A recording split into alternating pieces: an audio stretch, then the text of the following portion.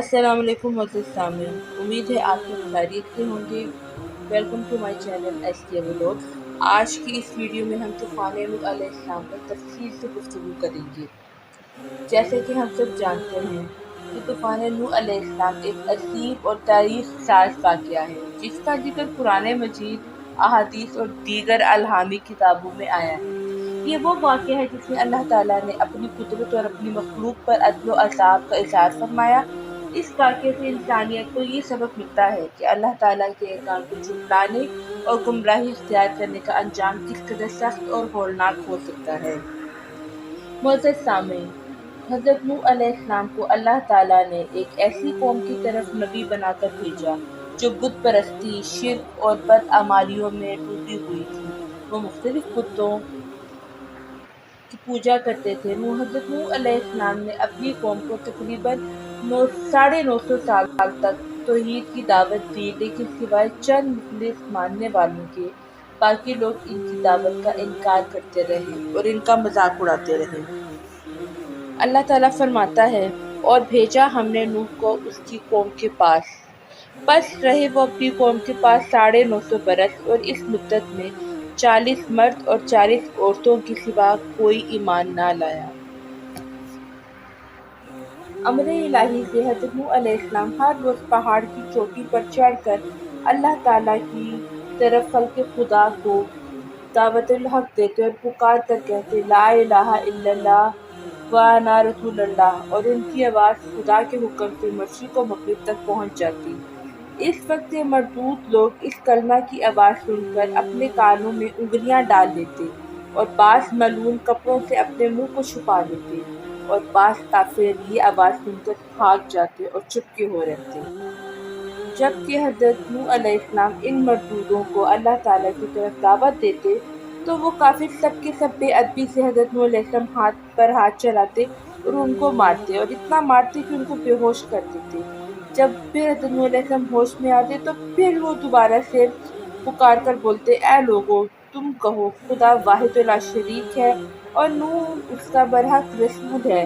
اور ایک موضوع ذکر ہے کہ حضرت نوح علیہ السلام کے گلے میں کافروں نے رسی ڈال کر کھینچا تو اس کے صدمے اور تکلیف سے حضرت نوح علیہ السلام 3 روز تک شدید بے قرار رہے، لیکن پھر بھی دعوت علی اللہ میں برابر لگے رہے اور کسی قسم کی کوتاہی نہیں کی، اور اللہ کے واسطے تکلیفیں اٹھا کر خلق خدا کو دعوت دیا کرتے، یہاں تک کہ طوفان کی نوبت آ پہنچی۔ اور حضرت نوح علیہ السلام نے کہا، اور حضرت نوح علیہ السلام نے اپنے رب سے کہا، اے رب میرے، بلاتا رہا میں اپنی قوم کو رات و دن، مگر میرے بلانے سے اور زیادہ بھاگتے ہی رہے، اور ہر روز مجھ پر سوائے ظلم و ستم کے کچھ نہیں کرتے اور مجھے بے ناحق سزا دیتے ہیں۔ اور ایک دن کا ذکر ہے کہ جب نوح علیہ السلام اپنی قوم کو خدا کی طرف دعوت دے رہے تھے تو کافروں نے آ کر حضرت نوح علیہ السلام کو ایسا مارا کہ تمام کپڑے ان کے لہو لہان ہو گئے۔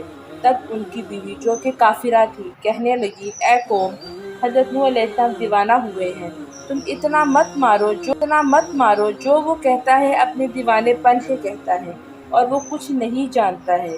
حضرت نوح علیہ السلام نے جب اپنی بیوی سے یہ باتیں بے ادبی کی سنی، تب حضرت نوح علیہ السلام نے آسمان کی طرف منہ کیا اور رو کر کہا، جیسے کہ اللہ تعالیٰ نے فرمایا، پھر اس نے پکارا اپنے رب کو کہ گھر گیا ہوں کافروں میں، اور تو میرا بدلہ ان سے لے فی الفور۔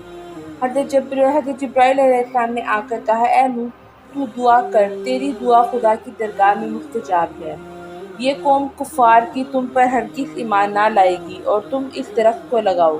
اور دوسرا قول یہ بھی ہے کہ حضرت جبرائیل علیہ السلام نے ایک شاخ درخت پیش سے لا کر حضرت نوح علیہ السلام کو دی۔ حضرت نوح علیہ السلام نے اس شاخ کو زمین پر لگایا۔ جب 40 برس گزرے اور وہ درخت اس قدر بڑا ہوا کہ 600 گز لمبا اور 400 گز موٹا چوڑا ہو گیا، اور اس 40 برس کے اندر ان تمام کافروں کی جو بیویاں تھیں وہ بانجھ رہیں اور ان کی نسلیں منقطع اور باقی عذاب الہی سے محفوظ ہوئیں۔ سبب اس کا یہ ہوا کہ وہ اپنے بیٹوں کو حضرت نوح علیہ السلام کے پاس لے جا کر بولے کہ اے لڑکوں، تم اس کو دشمن جانو اور اس کی بات نہ مانو، اور اس کو ہمیشہ ذلیل و خوار ہی کرنا، کیونکہ یہ تو دیوانہ ہے۔ حضرت نوح علیہ السلام نے جب یہ وصیتیں ان سے سنی، تب ان لوگوں سے نا امید ہو کر درگاہ الہی میں جاری کی اور کہا، اور کہا نوح نے اے رب میرے اب نہ چھوڑ زمین پر منکروں کا ایک بھی گھر بسنے والا کہ نسل کافروں کی باقی نہ رہے زمین پر۔ تب جبرائیل علیہ السلام تشریف لائے اور فرمایا کہ اے نوح علیہ السلام اس درخت سے تو ایک کشتی بنا ہے۔ نوح علیہ السلام نے کہا کس طرح بناؤں؟ حضرت جبرائیل علیہ السلام نے کہا تو اس درخت کو کاٹ اور چیر کر تختے بنا، میں تجھے بتاؤں گا۔ حضرت نوح علیہ السلام نے درخت کو کاٹا اور چیر کر تختے بنائے۔ اللہ تعالیٰ نے فرمایا کہ اللہ تعالیٰ فرماتا ہے کہ ہمارے روبرو ایک کشتی بناؤ اور ظالموں کے بارے میں مجھ سے کچھ نہ بول، یہ تو بے شک غرق ہوں گے۔ تو اس درخت کے تختوں سے کشتی بنا اور شاخوں سے اس کی میخیں لگا۔ حضرت نوح علیہ السلام نے وہ بموجب تعلیم حضرت جبرائیل علیہ السلام کے درود کے لیے سیکھی اور اس درخت کے تختے بنائے۔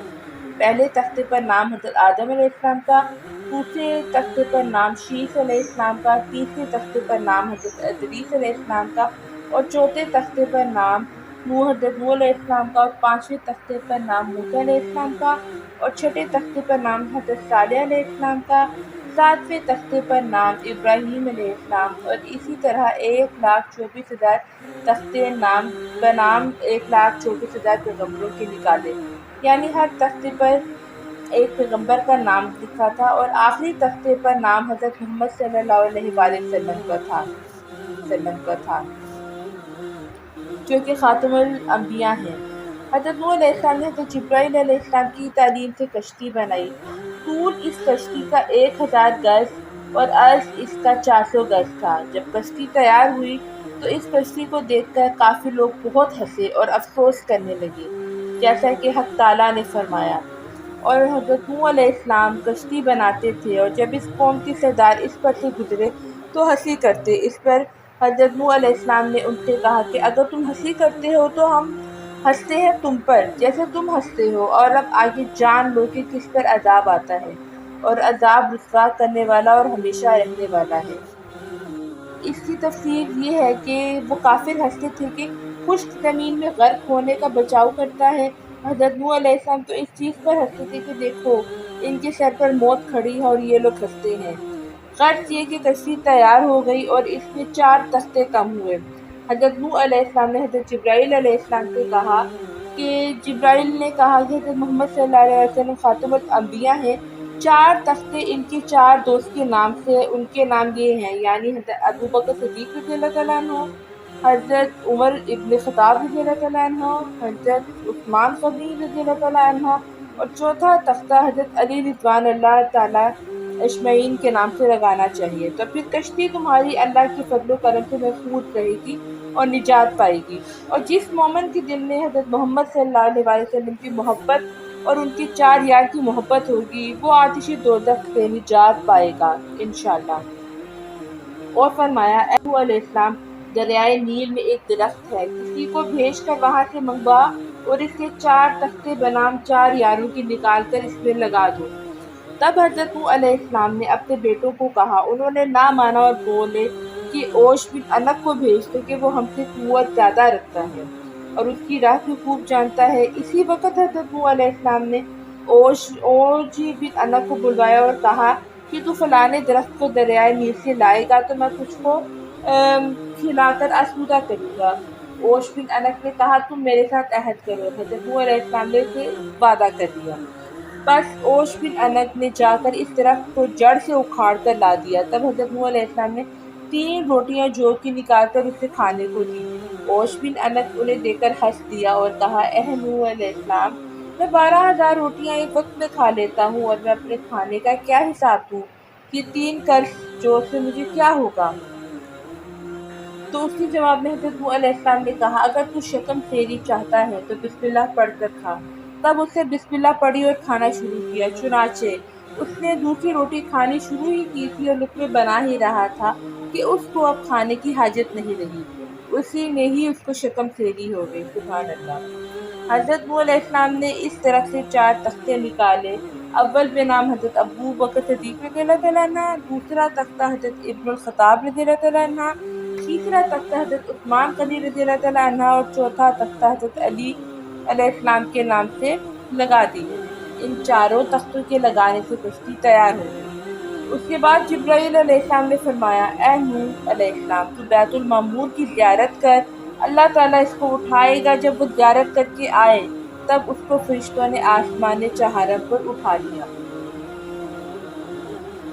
اور اس نظام کشتی کا کرنے لگے۔ اس میں 7 طبقے تھے، چوتھے طبقے میں درندے، 5ویں طبقے میں چرندے اور 6ٹھے طبقے میں ہر جنس کی چیزیں اور 7ویں طبقے میں میوے وغیرہ سب رکھے تھے۔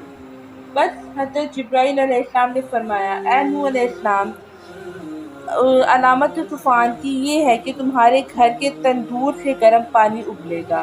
تب ایک روز ان کی بیوی روٹی پکا رہی تھی کہ تندور سے گرم پانی ابل پڑا۔ جلدی سے ان کی بیوی نے آ کر ان کو خبر کی، یہاں تک کہ پہنچا حکم ہمارا اور جوش مارا تنور نے۔ ہم نے کہا چڑھا لو اس میں ہر قسم کا جوڑا اور اپنے گھر کے لوگوں کو، مگر جس پر کہ پہلے پڑ چکی بات اور جو ایمان لایا ہو، اور نہیں ایمان لائے تھے مگر تھوڑے سے۔ حضرت جبرائیل علیہ السلام نے فرمایا، اے نوح، ایک ایک جوڑا ہر جانور کا کشتی میں رکھ دو۔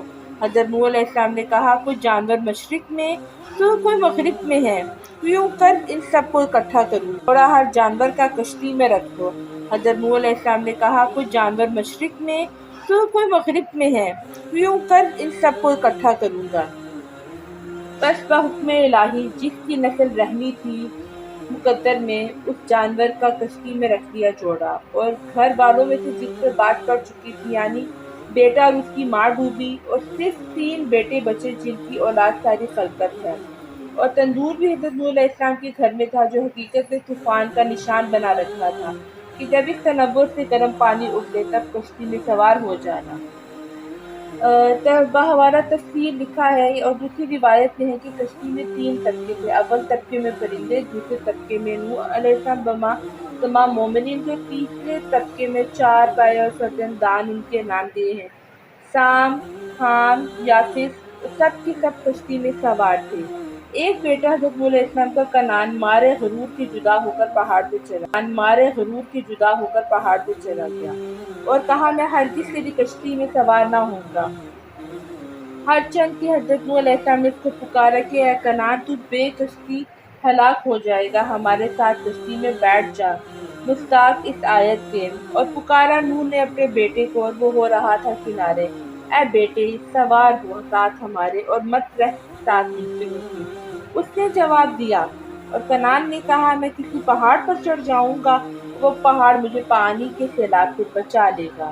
حضرت نوح علیہ السلام نے کہا، کوئی بچانے والا نہیں آج کے دن سے اللہ کے حکم کے سوا، مگر جس پر وہ رحم کرے۔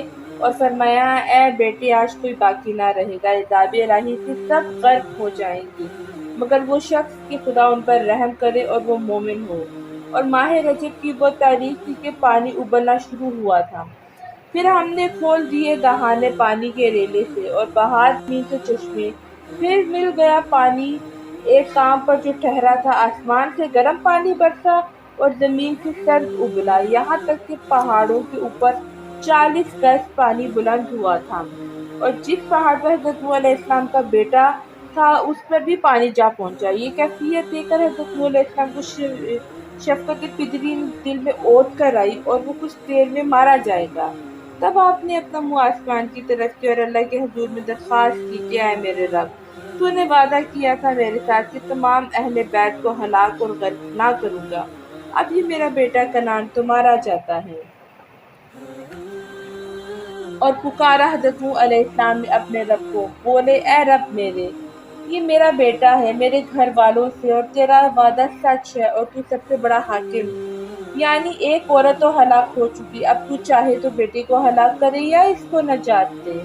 اللہ تعالیٰ نے فرمایا، اے نوح علیہ السلام، وہ تیرے گھر والوں میں سے نہیں ہے، اس کے کام بالکل ناکارہ ہے اور ایمان بھی اس کا تمہارے ایمان کے موافق نہیں ہے۔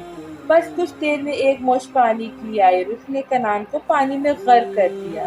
حضرت جبرائیل علیہ السلام نے فرمایا، اے نوح علیہ السلام، تم کشتی پر سوار ہو جاؤ اور اپنی زبان سے اس کو پڑھو اور بولا، سوار ہو اس پر اللہ کے نام سے، اس کا چلنا اور ٹھہرنا، تحقیق میرا رب ہے بخشنے والا مہربان۔ اور وہ بہتی رہی پانی کی لہروں پر مثل پہاڑ کے، یہ آیت جب پڑی کشتی پانی پر رواں ہو گئی اور بول و براز سے آدمیوں کی کشتی بہت غلیظ ہو گئی۔ السلام نے الہام الہی سے ہاتھی کی پیشانی پر ہاتھ پھیرا۔ قدرت الہی سے دو خوک اس کی ناک سے پیدا ہوئے اور انہوں نے سب غلاظت کشتی کی صاف کی، اور ابلیس لعنت اللہ نے خنزیر کی پیشانی پر ہاتھ پھیرا تو اس کی ناک سے دو چوہے پیدا ہوئے۔ حضرت نوح علیہ السلام نے کہا، اے شیطان لعین، تجھے اس کشتی پر کون لایا؟ شیطان بولا کہ اس وقت تو نے خنزیر کو ملعون کہا، میں جانتا تھا کہ مجھی کو ملعون کہو گے، لہٰذا میں خنزیر کے ذریعے کشتی میں آیا ہوں۔ چنانچہ چوہے جب کشتی میں سوراخ کرنے لگے تب حضرت نوح علیہ السلام نے خدا کی درگاہ میں فرمایا اور فریاد کی۔ حضرت جبرائیل علیہ السلام نے آ کر حضرت نوح علیہ السلام سے کہا، تو شیر کی پیشانی پہ ہاتھ پھیر۔ تب حضرت نوح علیہ السلام نے شیر کی پیشانی پر اپنا ہاتھ پھیرا تو دو بلیاں اس کی ناک سے پیدا ہوئیں، اور ان بلیوں نے سب چوہے کشتی کے کھا لیا، اور اسی دن سے بلی دشمن ہوئی چوہے کی۔ حضرت نوح علیہ السلام ماہ رجب کی دوسری تاریخ سے عشرہ محرم الحرام تک تقریباً 6 ماہ 8 دن کشتی پر ہی رہے۔ بعد جناب باری سے ندا آئی اور اللہ تعالیٰ کی طرف سے حکم ہوا، اے زمین نگل جا اپنا پانی، اور اے آسمان تھم جا، اور سکھا دیا پانی اور ہو چکا کام، اور جو کشتی ٹھہری جودی پہاڑ پر، اور حکم ہوا کہ دور رہو قوم سے جو بے انصاف ہے۔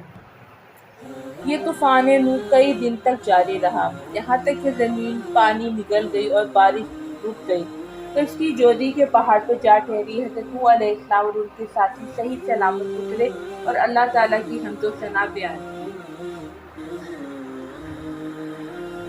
سورہ ہود آیت نمبر 44 میں اللہ تعالیٰ کا بیان ہے، اور اللہ تعالیٰ نے فرمایا، اور کہا گیا، اے زمین اپنا پانی نگل لے، اور اے آسمان تھم جا۔ پھر پانی خشک کر دیا گیا اور کام پورا ہوا، اور کشتی جودی پر ٹھہری، اور کہا گیا، ظالم لوگوں پر لعنت ہو۔ اور پھر 6 مہینے کے بعد پہاڑوں کے سر کھلے اور کشتی ٹھہری ہوئی تھی جودی پہاڑ پر، اور یہ پہاڑ ملک شام میں ہے۔ پھر جب بارش موقوف ہوئی اور زمین خشک ہو گئی، اتنی خشکی ہو گئی کہ ایک قطرہ بھی پانی کا زمین پر نہ رہا۔ اور جب پانی خشک ہو رہا تھا تو کشتی نوح علیہ السلام اس دن زمین حجاز میں تقریباً 7 مرتبہ بیت اللہ کا طواف کر کے ملک شام کی طرف نکل گئی اور جودی پہاڑ پر ساکن ہو گئی، اور اس کے بعد جہاں کہیں پہاڑ تھے وہ سب دکھائی دینے لگے۔ حضرت نوح علیہ السلام نے کسی پرندے کو زمین پر بھیجا کہ تاکہ وہ خبر لائے کہ زمین پر کس قدر پانی ہے۔ وہ پرندہ جو حضرت نوح علیہ السلام نے بھیجا تھا وہ زمین پر جا کر دانہ چگنے میں مشغول ہو گیا، پھر وہ واپس نہ آیا۔ اس سبب سے اللہ تعالیٰ نے اس پرندے کو اڑنے سے معذور کر دیا۔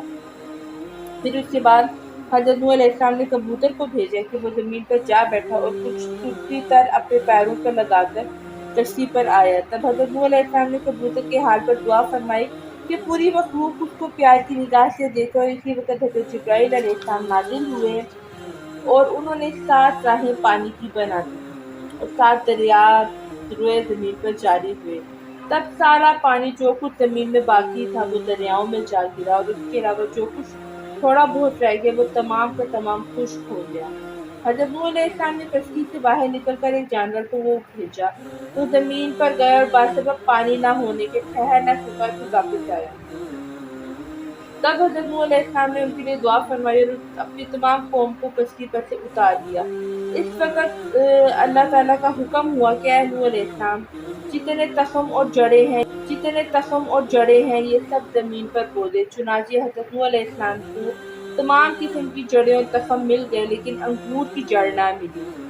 تب جناب باری میں عرض کی آواز آئی کہ اسے ابلیس لعین نے چرا لیا ہے۔ تب حضرت نوح علیہ السلام نے اس سے کہا کہ تو نے انگور کی جڑ چرا لی ہے، اس کو لا کر دو۔ شیطان نے انکار کیا۔ حضرت نوح علیہ السلام نے فرمایا، مجھے اللہ تعالیٰ نے خبر کی ہے کہ تو نے ہی اس جڑ کو چرایا ہے۔ تب شیطان نے کہا کہ میں لا دوں گا۔ حضرت نوح علیہ السلام نے قبول کر لیا۔ پھر کچھ ہی دیر میں اس نے لا کر حضرت نوح علیہ السلام کے سامنے پیش کر دی، اور اس نے ایک شرط بھی کی کہ جب تم بو دو گی تو اس کی جڑ میں ایک بار تم پانی دو گے اور 3 بار ہم پانی دیں گے۔ یہ بھی حضرت نوح علیہ السلام نے قبول فرما لیا۔ پھر انگور کو زمین میں بو دیا۔ اور وہ موجب کھول کے اپنے عمل میں لائے۔ چنانچہ حضرت نوح علیہ السلام نے اسی جڑ میں ایک دفعہ پانی دیا، شیطان نئی نے 3 دفعہ یعنی لومڑی ان تینوں جانوروں کو مار کر خون ان کا اس کی جڑ میں دیا۔ اور جو شیرینی کے انگور میں ہے تو وہ تو حضرت نوح علیہ السلام کے پانی دینے کی وجہ سے ہے، اور اس سے جو شراب بنتی ہے وہ ابلیس لعین کے پانی دینے کی وجہ سے ہے۔ اسی بات سے شرابیوں کا مزاج پہلے لومڑی کے مزاج جیسا ہوتا ہے، اس کے بعد شیر جیسا ہو جاتا ہے، اور اس کے بعد خنزیر جیسا ہوتا ہے، کیونکہ نشے کی حالت میں وہ شرابی کسی کو دیکھتا، سمجھتا، سنتا کچھ بھی نہیں، اور تقریباً یہ کہ ہر شے میں تاکید اصل کی ضرور ہوتی ہے، اور یہ سب شیطان کے فعل سے ہے۔ اس ابلیس نے کہا، اے شیخ الانبیاء، تیرا احسان مجھ پر بہت ہے، مجھ سے تو کچھ مانگ لے۔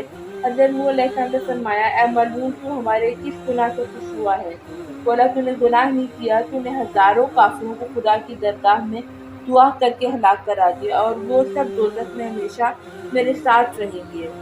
حضرت نوح علیہ السلام اس بات کو سن کر ترس کھا کر 100 برس تک روتے رہے۔ تو حضرت نوح علیہ السلام نے پوچھا، اے ملعون، کون سا فعل ہے جس کے کرنے سے اولاد آدم دوزخ میں جائے گی؟ وہ بولا، 4 چیزیں ہیں، اور وہ یہ ہیں: حسد، حرص، تکبر، بخل۔ حضرت نوح علیہ السلام نے اس کی شرح اس سے پوچھی۔ اس نے بیان کیا کہ میں 70,000 سال خدائے عزوجل کو سجدہ کیا، اس کی عبادت بجا لایا۔ جب آدم کو اللہ تعالیٰ نے بنایا اور ان کو سجدہ کرنے کے لیے سب فرشتوں کو حکم دیا، سب فرشتوں نے ان کو سجدہ کیا تو میں نے حسد کر کے نہ کیا، اس لیے میں 1000 بار جو ہے وہ لعنت کا حقدار ہوا۔ اور یہ بھی روایت ہے کہ پھر اللہ تعالیٰ نے مجھ کو ارشاد فرمایا کہ تو نے آدم کو سجدہ کیوں نہیں کیا؟ اس وقت پھر میں نے تکبر کیا اور کہا، میں اس سے بہتر ہوں، کیونکہ تو نے آدم علیہ السلام کو بنایا ہے خاک سے اور مجھ کو بنایا ہے نار سے، اس لیے حق تعالیٰ نے اپنی درگاہ سے مجھ کو مطلوب کیا۔ اور تیسری وجہ یہ ہے کہ حرص ہوئی آدم علیہ السلام کو گیہوں کھانے کی، کہ جس سے اللہ تعالیٰ نے منع فرمایا تھا تاکہ وہ ہمیشہ بہشت میں رہیں، اور میں نے ان کو گیہوں کھلایا، اس لیے وہ بہشت سے نکالے گئے اور یہاں اس دنیا میں گرفتار ہوئے۔ چوتھے بخل ہے کہ خدا تعالیٰ نے بخیلوں پر جنت کو حرام کر دیا ہے، اور وہ ہرگز جنت میں نہ جائیں گے۔ ابلیس لعین جب یہ واقعہ حضرت نوح علیہ السلام کو سنا کر چلا گیا تو اس کے بعد حضرت نوح علیہ السلام پر اللہ تعالیٰ کی طرف سے حکم ہوا، اے نوح علیہ السلام، کشتی کی لکڑی سے تو ایک مسجد بنا۔ تب انہوں نے جودی پہاڑ پر ایک مسجد بنائی اور وہاں بستی بن گئی۔ اس بستی کا نام سمانین رکھا، یعنی اس کے معنی ہے اسی آدمی مومن مومنہ حضرت نوح علیہ السلام کے ساتھ وہاں رہتے تھے، اور اس کے چند روز کے بعد حضرت نوح علیہ السلام نے وفات پائی، اور پھر ان کی اولاد سام، حام اور یافس باقی رہی۔ چنانچہ یہ پوری دنیا کی جو مخلوقات ہیں وہ ان تینوں کی ہی نسل سے ہیں۔ اہل عرب و عجم سام کی اولاد ہیں، اہل حبش حام کی اولاد سے ہیں، اور اہل ترکستان یافس کی اولاد سے ہیں۔ معزز سامعین، اس واقعہ سے ہمیں جو سبق حاصل ہوا ہے وہ یہ ہے کہ اللہ کے رسولوں کی بات کو جھٹلانے کا انجام تباہی ہے۔ اللہ تعالیٰ کی رحمت صرف ایمان اور اطاعت سے حاصل ہوتی ہے، حسب، نسب یا تعلق سے نہیں۔ حضرت نوح علیہ السلام کا بیٹا تک نہ بچ سکا۔ اللہ تعالیٰ کا عذاب جب آتا ہے تو اس سے کوئی بڑی طاقت و تدبیر انسان کو نہیں بچا سکتی۔ ایمان والوں کے لیے اللہ پر ہر حال میں نجات کا راستہ نکال ہی لیتا ہے۔ تو معزز سامعین، آخر میں آپ سب سے استدعا ہے کہ دعا کریں کہ اللہ تعالیٰ ہمیں ہمیشہ حق پر چلنے کی توفیق عطا فرمائے، عدل و انصاف کو اس دنیا پر قائم رکھنے کی توفیق عطا فرمائے، اور لوگوں کے ساتھ شفقت اور محبت سے پیش آنے کی توفیق عطا فرمائے۔ آمین ثم آمین۔